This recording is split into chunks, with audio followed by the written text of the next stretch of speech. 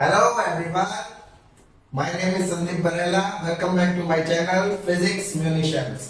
तो जैसा कि लास्ट वीडियो में हम लोग वेक्टर्स का पार्ट 1 अपना डिस्कस कर चुके हैं, जिसमें हम लोगों ने सिंपल चीजें जैसे वेक्टर्स क्या होता है, स्केलर्स क्या होता है, या उससे एसोसिएटेड हमारे पास में जितनी भी डेफिनेशंस थी टाइप ऑफ वेक्टर्स, उनके बारे में हम लोग डिस्कस कर चुके हैं. ठीक है, तो आज मैं आपके सामने लेकर के आया हूं वेक्टर्स का पार्ट 2, जिसमें हम लोग स्टार्ट करने वाले हैं अपना किससे, angle between two vectors.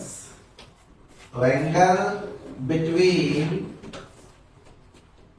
Two vectors.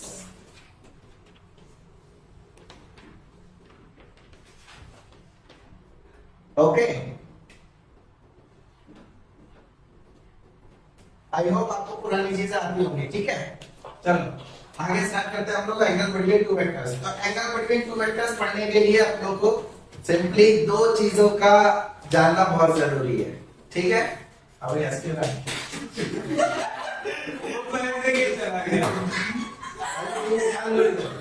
ठीक है. एंगल बिटवीन टू वेक्टर्स के लिए दो कंडीशंस का फुलफिल होना बहुत जरूरी है. पहला क्या है कि जो भी दो वेक्टर्स को हम उन लोगों के बीच में एंगल निकालना है हम लोगों को, तो क्या काम करना पड़ेगा, उन दोनों को पहले तो हेड टू हेड या फिर टेल टू टेल अपना क्या करेंगे, ज्वाइन करेंगे. ठीक है, और उन दोनों के बीच में हमेशा जब भी एंगल बनेगा वो दो टाइप के एंगल्स बनेंगे. एक या तो बनेगा स्मॉलर एंगल और एक बनेगा लार्जर एंगल. तो उसमें से हम लोगों को कौन सा एंगल लेना है, स्मॉलर एंगल लेना है. ठीक है ना. तो जैसे सपोज करिए हमारे पास में गिवन है वेक्टर ए इस तरीके से, और कोई दूसरा वेक्टर गिवन है, मान लीजिए बी वेक्टर इस तरीके से. ठीक है, जो कि मान लेते हैं ए वेक्टर मतलब हॉरिजॉन्टल ये है ए वेक्टर, उससे एंगल कितना बना रहा है, ये थीटा एंगल बना रहा है. करेक्ट. तो क्या बोला गया, पहली कंडीशन क्या है कि दोनों वेक्टर्स को पहले आप ज्वाइन करेंगे हेड टू हेड या फिर टेल टू टेल. तो चॉइस आपकी है, जैसे हम लोग सीखना चाह रहे हैं तो उसके लिए हम लोग क्या करते हैं, इसको टेल टू टेल ज्वाइन कर लेते हैं, वो ज्यादा इफेक्टिव पड़ता है. बाकी ऐसा कोई कंफ्यूजन नहीं है, आप जो चाहे वो कर सकते हैं. तो होगा क्या, दोनों को हम लोग किस में ज्वाइन करते हैं, टेल टू टेल. तो ए वेक्टर को अगर मैं ऐसे ही रखूं, और parallel shifting property last lecture में हम लोग डिस्कस कर चुके हैं पार्ट 1 में, कि अगर बी वेक्टर को एंगल जो बना रहा है वो और जो उसकी मैग्नीट्यूड है उसको सेम रखते हुए अगर हम लोग ए के ऊपर जाकर के रखें, मतलब इसको बोलते हैं पैरेलल शिफ्टिंग, तो होगा क्या, वेक्टर रिमेन्स अनचेंज्ड. राइट. तो ये क्या हो जाएगा, हमारा बी वेक्टर हो जाएगा, और ये एंगल कितना दिया है, थीटा. अब जैसा कि पहली कंडीशन फुलफिल हो चुकी है हमारे, क्या कि दोनों वेक्टर्स को अपने किस पर ज्वाइन कर लिया, टेल टू टेल ज्वाइन कर चुके हैं. राइट. तो दूसरी कंडीशन हमारी क्या आती है, दूसरी कंडीशन ये आती है कि उनके बीच में बनने वाला एंगल, अब देखो दो टाइप के एंगल बन रहे हैं. एक एंगल लेट अस से this is theta 1 and this is theta 2. तो बोला गया दूसरी कंडीशन में कि जो इनके बीच में एंगल बने थीटा 1 और थीटा 2, इनमें से जो स्मॉलर एंगल होगा वही एंगल होगा हमारा ए और बी के बीच का एंगल. तो आप लोगों को क्लियरली दिखाई दे रहा होगा स्मॉलर एंगल कौन सा है हमारा, smaller angle is theta 1 and its value is theta. तो here आता है angle between a vector and b vector is theta. तो हम लोग अगर लैंग्वेज में लिखना चाहे तो लिख सकते हैं if we join two vectors tail to tail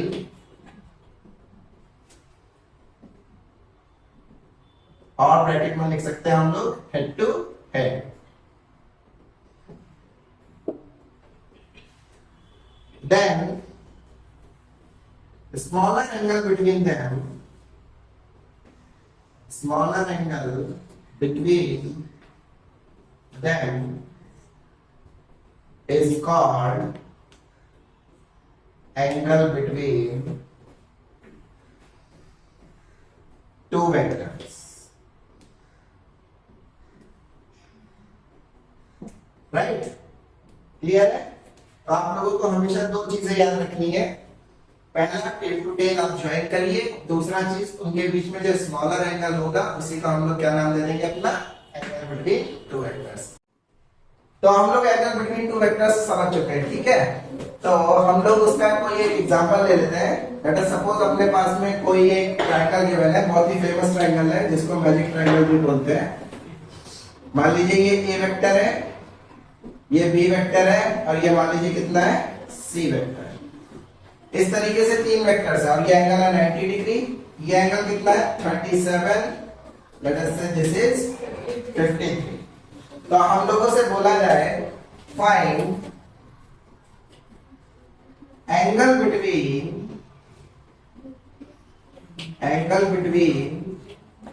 पहला A vector and B vector, second B vector and C vector and the last one is C vector and A vector. Suppose करो हमसे ये पूछा गया सिंपल क्वेश्चन, ठीक है। तो हम लोग क्या काम कर सकते हैं, सॉल्यूशन पहला। तो देखो हमें क्या बोला गया, एंगल बिटवीन टू वेक्टर्स के लिए दोनों वेक्टर्स को पहले टेल टू टेल या फिर हेड टू हेड ज्वाइन करना है, राइट। फिर उसके बीच में हमेशा जो स्मॉलर एंगल होगा वही हमारा क्या बोला जाएगा, एंगल बिटवीन टू वेक्टर्स बोला जाएगा, क्लियर है। ठीक है, अब देखो जरा। तो हम लोग मान लेते हैं ए वेक्टर को आगे पैरेलल शिफ्टिंग लगा करके टेल टू टेल मिलाने की कोशिश करते हैं। क्यों, क्योंकि ए वेक्टर और B vector directly angle 90 degree हम लोग बोल नहीं सकते, वो अलग बात है, इस केस में 90 डिग्री आएगा। लेकिन जो रूल है उसके अकॉर्डिंग ये गलत है, क्योंकि यहाँ पर क्या हो रहा है, ये हेड टू टेल ज्वाइन हो रहा है, राइट। तो हम लोग क्या काम करेंगे, ए को पैरेलल शिफ्टिंग लगाएंगे, तो बी को एज इट इज रखा, ए को मैग्नीट्यूड और डायरेक्शन में आगे की तरफ शिफ्ट किया। तो अब इसमें दो एंगल बने, एक एंगल ये वाला, इसको मान लीजिए θ1 बोलते हैं, और दूसरा एंगल बना ये θ2। तो पहली कंडीशन फुलफिल हो गई, ये दोनों टेल टू टेल आ रहे हैं, राइट। अब क्या बोला गया है, smaller angle will be the angle between two vectors. तो स्मॉलर एंगल कौन सा, θ1 या θ2, θ1।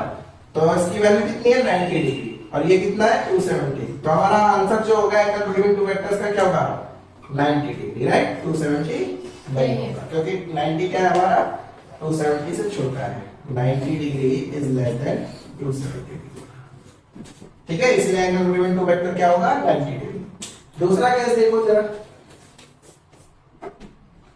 दूसरे केस में चॉइस आपकी है, बताओ किसको शिफ्ट करना चाहते हो, बी को या सी को, बी को, ठीक है। चलो बी को शिफ्ट करते हैं, सी को एज इट इज रखा, बी को शिफ्ट किया, तो बी को उठा करके ऊपर की तरफ शिफ्ट कर दिया इस तरीके से, ठीक है।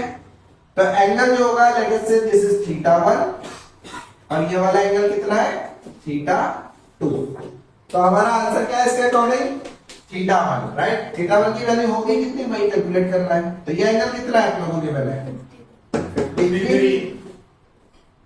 तो θ1 की वैल्यू कितनी आ जाएगी, θ1 है 180 माइनस 53, कितना होता है ये 127 डिग्री, क्लियर। Yes sir. तो यही हो जाएगा हमारा angle between A vector, B vector and C vector. And the last one that is third C vector and A vector. किसको शिफ्ट करना चाहते हैं आप, ए को उधर लेके जाता है, ए को, चलो ए को शिफ्ट करते हैं अपन। तो अगर ए को शिफ्ट करेंगे तो सी को एज इट इज रखा, ए को यहां से उठा करके कहां ले गए हम लोग, आगे की तरफ यहां पर, क्योंकि टेल टू टेल मीट करा रहा है, ठीक है। तो हमारा जो आंसर होगा θ1 इस केस में ये होगा, राइट। तो हमारा आंसर यही है। तो ये कैलकुलेट करने के लिए हम लोग क्या काम कर सकते हैं, हमें ये एंगल पता होना चाहिए, ये वाला एंगल। अच्छा ये एंगल होगा कितना 37। क्यों 37, अगर इसको आगे लेकर के आते तो ये एंगल कितना बचता 37, ठीक है ना। तो ये एंगल कितना है 37 डिग्री। तो हमारा आंसर जो होगा वो कितना होगा 180 माइनस 37। 180 माइनस 37, दैट मींस कितना 143 डिग्री,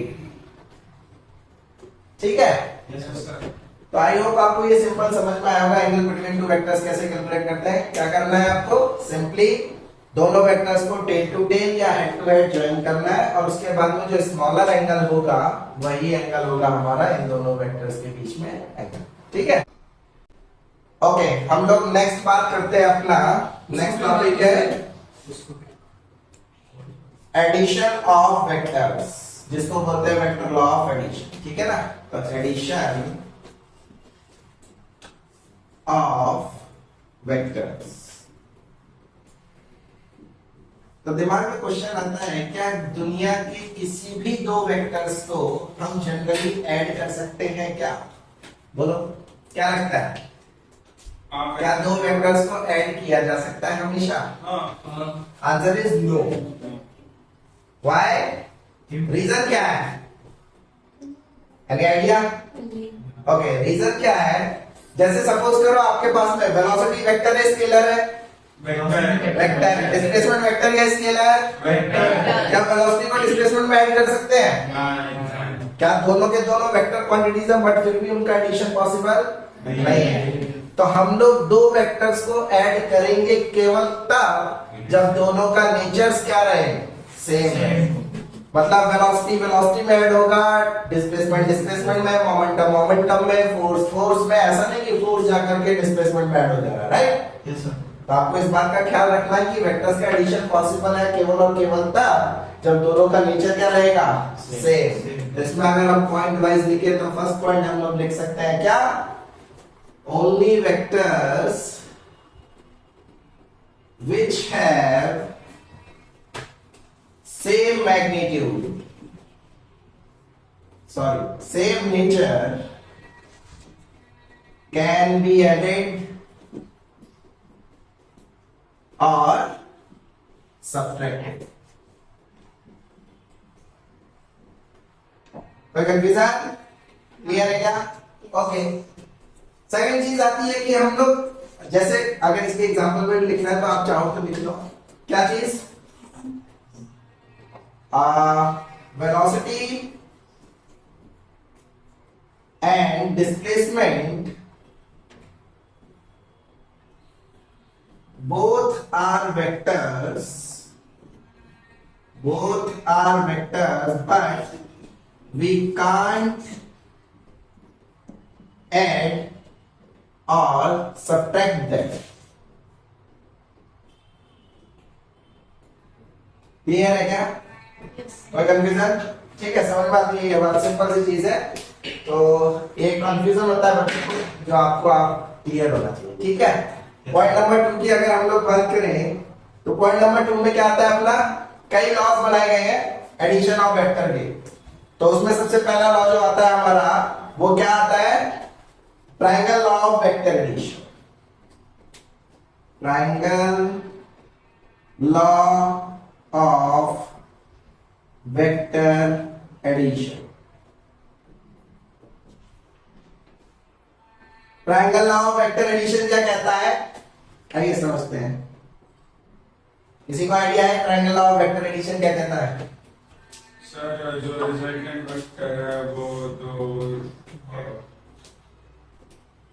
ओके, देखो बोला गया है कि अगर सपोज करिए हमारे पास में दो वेक्टर्स हैं, अगर सपोज ए वेक्टर ये है और दूसरा बी वेक्टर मान लीजिए कोई ऐसे वेक्टर है, इसको हमें ऐड करना जो कि हॉरिजॉन्टल से कितना एंगल बनाना है, थीटा। तो इन दोनों को ऐड करने के लिए क्या बोला गया triangle law of vector addition में कि ये जो दोनों वेक्टर्स हैं आप इनको ज्वाइन करिए एडजेसेंट साइड से ऑफ गिवन ट्रायंगल, या फिर दो किसी भी साइड से ट्रायंगल की इन दोनों को आप रिप्रेजेंट करिए।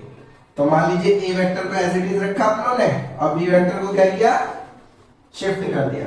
किस मैनर में करना है, हेड टू टेल मैनर में ऐड करना है, ठीक है ना? अभी तक क्या बना था, अपना एंगल बिटवीन टू वेक्टर्स में, या तो टेल टू हेड या फिर हेड टू हेड। तो triangle law of vector addition में बोला गया दो वेक्टर्स को जिनको ऐड करना है उनको टेल टू हेड मैनर में या फिर हेड टू टेल मैनर में अपने क्या करेंगे, दो साइड से रिप्रेजेंट करेंगे, ठीक है? तो जो रिजल्टेंट होगा, रिजल्टेंट कहने का मतलब उनका जो एडिशन होगा वो हमारा किससे दिया जाएगा, third side of the triangle से दिया जाएगा, but in reverse manner. Reverse manner means अगर यहां हम ज्वाइन कर रहे थे हेड टू टेल तो यहां पर किससे होगा, टेल टू हेड। तो अगर इसको हम आर वेक्टर बोले तो according to triangle law of addition we can write R vector is nothing but A plus B vector. इसको क्या बोलते हैं अपन, resultant of A vector and B vector. Clear है क्या? एक बार फिर से सिंप्लीफाई करते समरी तैयार करते हैं। Triangle law of vector addition क्या कहता है? दो वेक्टर्स जिनको हमें ऐड करना है ट्रायंगल लॉ के अकॉर्डिंग, उनको आप रिप्रेजेंट करेंगे किससे? ट्रायंगल की दो साइड से। किस मैनर में? Head to tail manner. ठीक है, तो जो एडिशन होगा, जो रिजल्टेंट होगा, वो वेक्टर की थर्ड साइड से दिया जाएगा in opposite manner. Means head to tail अगर ज्वाइन कर रहे थे तो tail to head. I hope आपको क्लियर होगा। Yes sir. कोई कंफ्यूजन? ठीक है, ऑलराइट। तो अगर इसको अपने लैंग्वेज में लिखना है तो लैंग्वेज में हम लोग लिख सकते हैं, if we join two vectors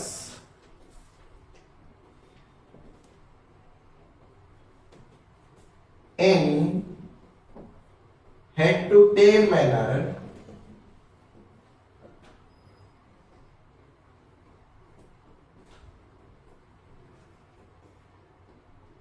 then the addition of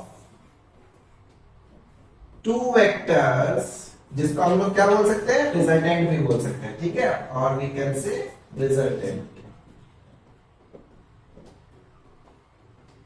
then the addition of two vectors resultant is given by the third side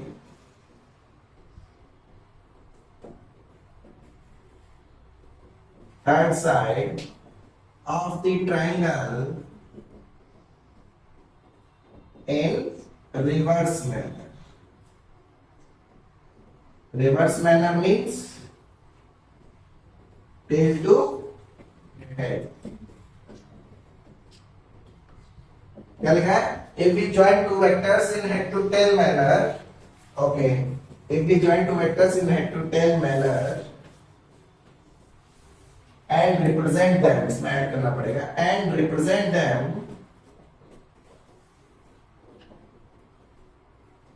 by two sides of triangle. ठीक है, then the addition of two vectors resultant is given by the third side of the triangle in reverse manner, that is tail to head manner. Okay, I hope आपको समझ में आ रहा होगा। Clear है? कोई confusion? ठीक है, हम लोग आगे बढ़ते हैं। इसमें एक और लॉ आता है जिसको अपन बोलते हैं पॉलीगॉन लॉ। उसका क्या यूज है?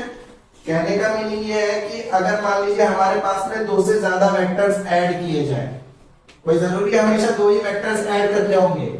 दो से ज्यादा अगर वेक्टर्स ऐड करने के लिए हम लोगों को मिलेंगे तो हम लोग किसको यूज कर सकते हैं? पॉलीगॉन लॉ को। नंबर 3 हम लिख सकते हैं polygon law of vector addition.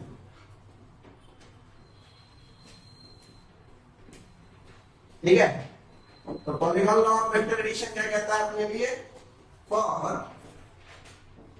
More than two vectors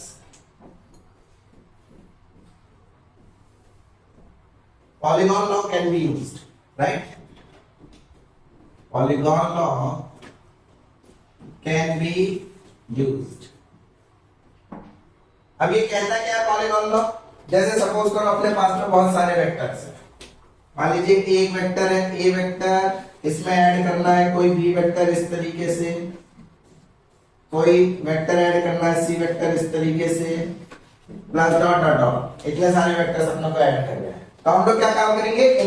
in सबको ज्वाइन करेंगे किस मैनर में? ट्रायंगल लॉ का एक्सटेंडेड वर्जन। दैट मींस कि इन सबको किस में ज्वाइन करना पड़ेगा अपने को? हेड टू टेल मैनर में। तो हेड टू टेल मैनर में इसको अपने क्या कर लेते हैं? ज्वाइन कर लेते हैं। देखो जरा क्या मिलेगा?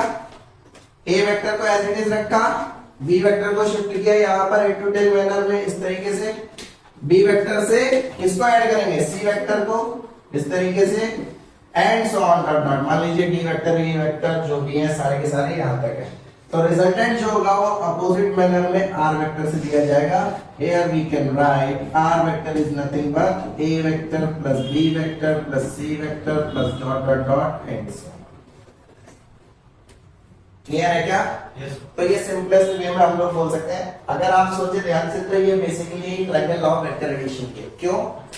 आप इन दो वेक्टर्स को कंसीडर करो, इन दो वेक्टर्स को कंसीडर करेंगे तो रिजल्टेंट क्या मिलेगा? ये मिलेगा r1 वेक्टर लेकर। अब वो r1 इसके साथ फिर से ट्रायंगल लॉ लगाओ, क्या वो ये मिलेगा? फिर इसको इसके साथ लगा तो क्या वो ये मिलेगा? तो ये बेसिकली क्या है? Triangle law. क्लियर है क्या? बस एक्सटेंडेड वर्जन में बोल देते क्योंकि एक साथ हम लोग कई सारे वेक्टर्स को क्या कर रहे हैं? साथ में ज्वाइन कर रहे हैं। ठीक है? And the last one that is parallelogram law of vector addition which is much more important than these two. Okay? आइए समझते हैं। हालांकि वो भी एक ट्रायंगल लॉ ही है, अगर आप समझे उस चीज को भी मैं आपको बताऊंगा। तो number 4 parallelogram law of vector addition.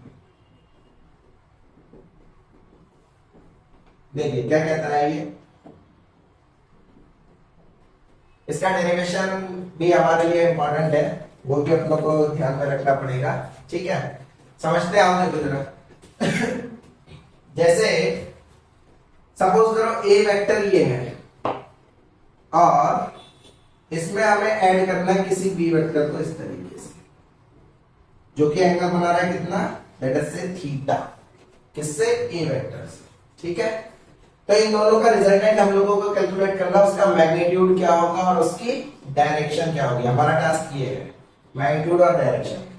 तो पहले स्टेटमेंट समझ लेते हैं। Parallelogram law of vector addition क्या कहता है? वो ये कहता है कि जो जिन दोनों वेक्टर्स को ऐड करना है उनको आप अगेन हेड टू हेड या फिर टेल टू टेल मैनर में क्या करेंगे? ज्वाइन करेंगे।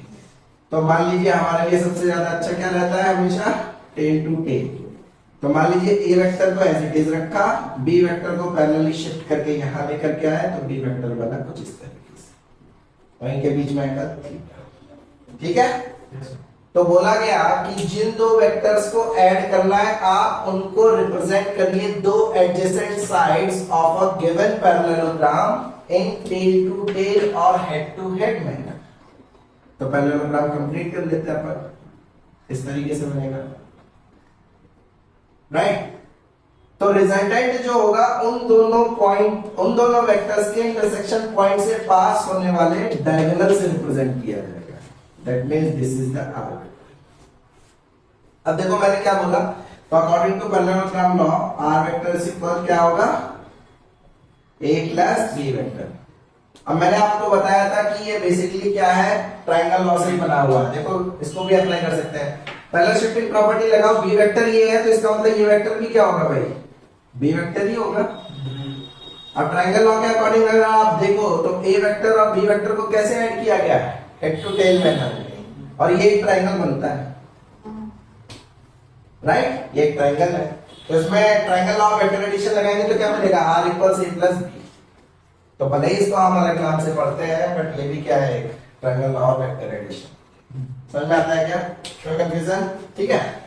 तो स्टेटमेंट क्या था? स्टेटमेंट ये था कि जिस दो वेक्टर्स का एडिशन आपको करना है उन दो वेक्टर्स को आप किसी भी पैरेललोग्राम की दो एडजेसेंट साइड से टेल टू टेल या हेड टू हेड मैनर में ज्वाइन करिए, तो उनका जो रिजल्टेंट होगा means addition of two vectors given होगा उन दोनों वेक्टर्स के इंटरसेक्शन पॉइंट से पास होने वाले डायगोनल्स।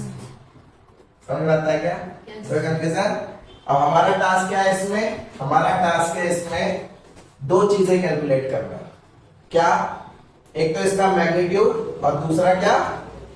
डायरेक्शन। ठीक है? ऑलराइट, तो पहले इसका स्टेटमेंट लिख लेते हैं हम लोग। वाह, ओके, ठीक है। तो इसका स्टेटमेंट हम लोग देख लेते हैं। स्टेटमेंट क्या है? If two vectors acting at a point be represented in magnitude and direction by the two adjacent sides of a parallelogram drawn from a point, मतलब दो एडजेसेंट साइड से दो वेक्टर्स एक ही पॉइंट से ड्रॉ किए गए हमारे। ठीक है? तो इन दोनों का रिजल्टेंट मींस उनका एडिशन इन दोनों से पास होने वाले जो डायगोनल है, इनके इंटरसेक्शन पॉइंट से पास होने वाला जो डायगोनल है उससे रिप्रेजेंट किया जाता है। ठीक है? ये है सिंपल अपना इसका स्टेटमेंट। तो अब हमारे पास में जो आता है टास्क वो ये है कि इसका जो रिजल्टेंट का मैग्नीट्यूड होगा वो क्या होगा और जो ये डायरेक्शन है वो क्या होगा। तो मान लेते हैं कि ये डायरेक्शन कितना बना रहा है ए वेक्टर से अल्फा, ठीक है। Yes sir.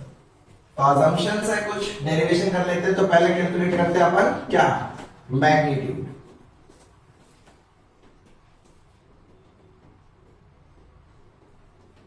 ठीक है, तो मैग्नीट्यूड के लिए हम लोग क्या कंसीडर कर लेते हैं, let magnitude of A is A, magnitude of B is B and magnitude of R is R, क्या मान लिया, ठीक है।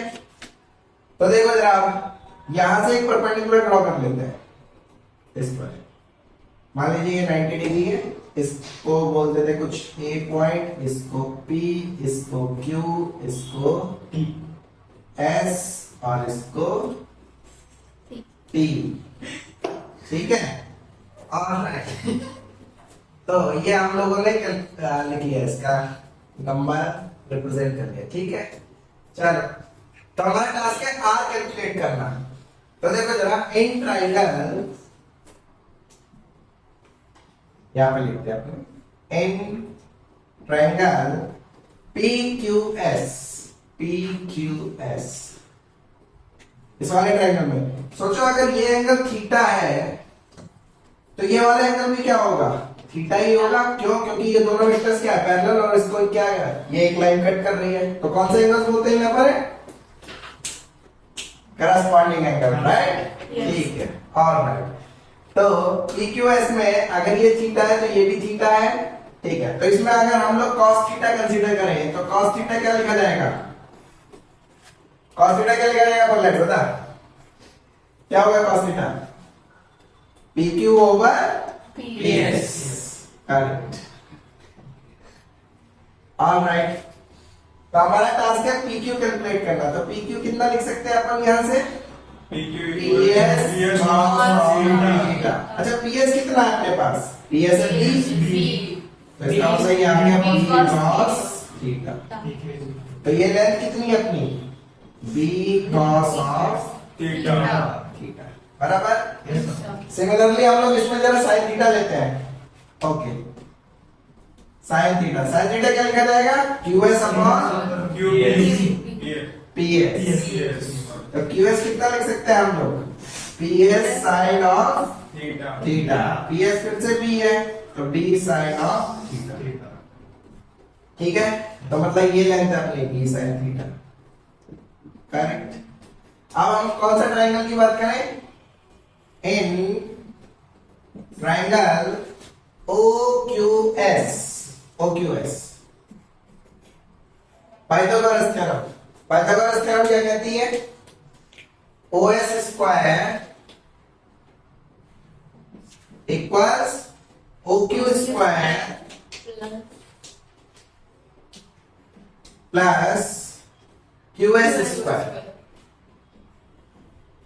OS कितना है, बेसिकली R जो हमें रिक्वायर्ड है, तो R स्क्वायर इक्वल्स OQ कितना लिख सकते हैं, OP प्लस PQ। OP कितना है A और PQ कितना B, तो A plus B cos theta square plus QS कितना है, B sin theta square.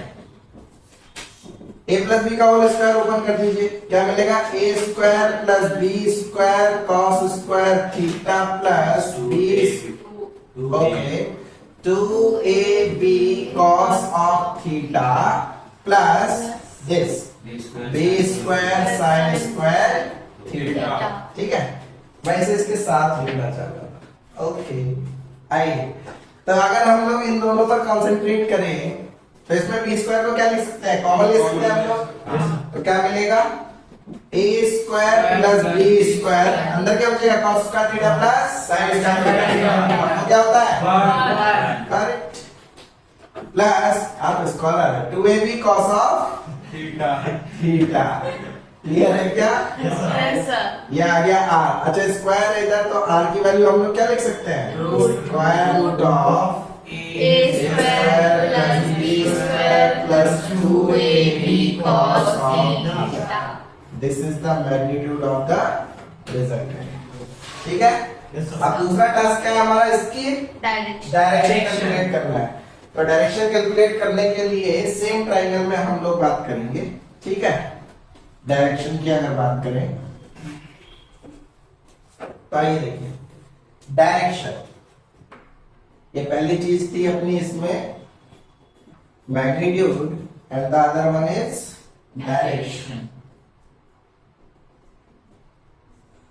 Direction के लिए फिर से क्या काम कर सकते हैं, in triangle OQS, right angle triangle है ये अपना फिर से, राइट। तो इसमें हम लोग क्या ले सकते हैं, tan ऑफ अल्फा।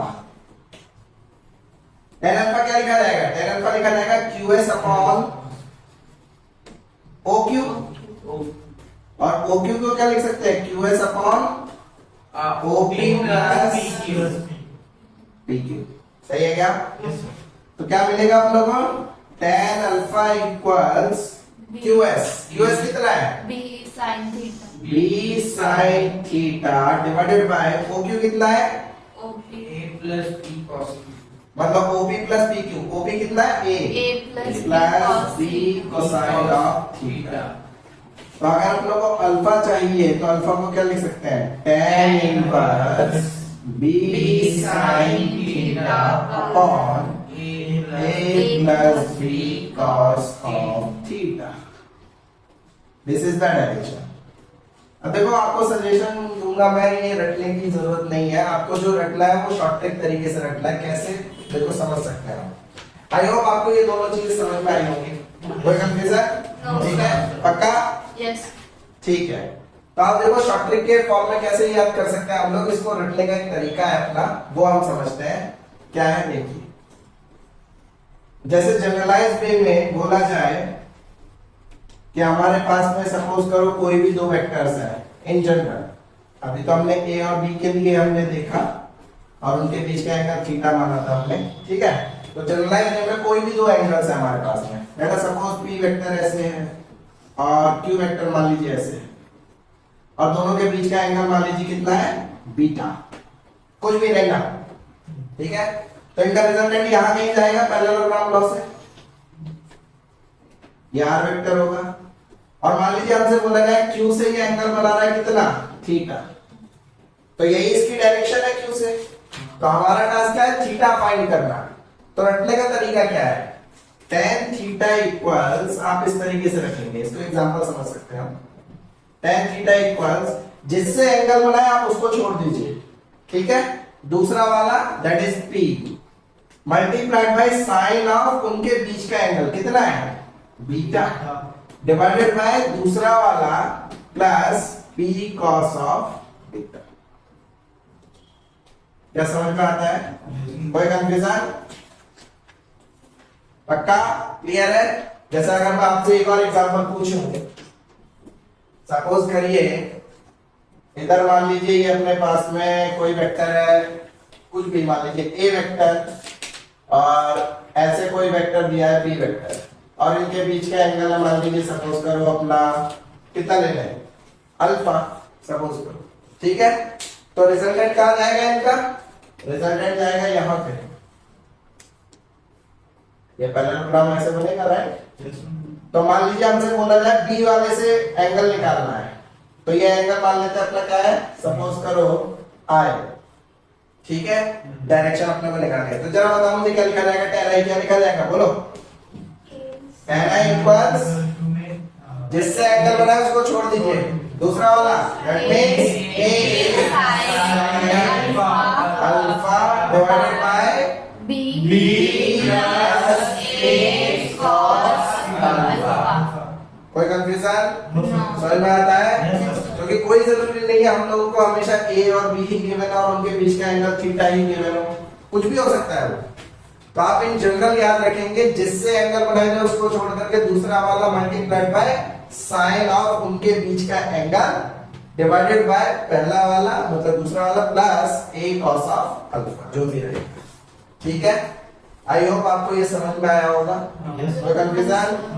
ठीक है, तो आज के लेक्चर में हमने बेसिकली दो टॉपिक्स को कवर किया है, एडिशन ऑफ वेक्टर्स और दूसरा अपना क्या है, एंगल बिटवीन टू वेक्टर्स। ठीक है, तो इसी तरीके से अगर आपको वैल्यूएबल डिस्कशंस चाहिए तो आप मेरे चैनल को सब्सक्राइब कर सकते हैं। ठीक है, मिलते हैं आप लोग नेक्स्ट वीडियो में पार्ट 3 के साथ में। तब तक आप ऐश करो, पढ़ाई लिखाई करते रहो। चलो बाय बाय, टेक केयर।